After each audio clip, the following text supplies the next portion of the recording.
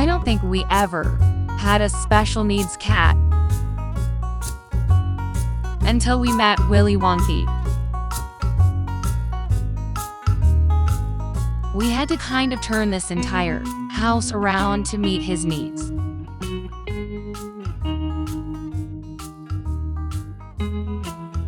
We do have to fly him in, kind of just be there with him.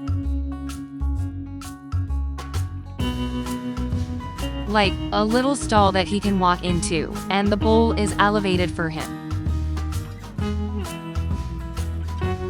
Willy did change our world. We had to make a lot of adjustments, but it's well worth it. He just was so full of life, despite his disabilities.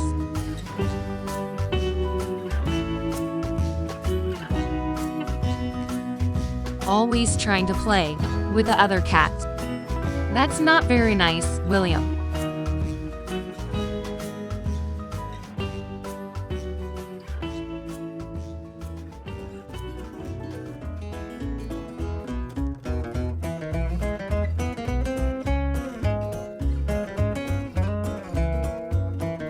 He just loves laying on your chest and snuggling. We ended up just adopting him.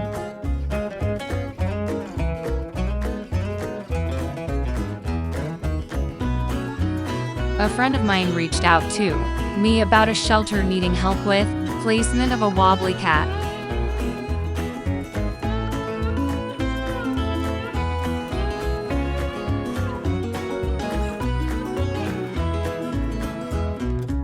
What you think, Williams? He was the cutest thing I'd ever seen. And he got along with Willy so well. They are with each other all the time.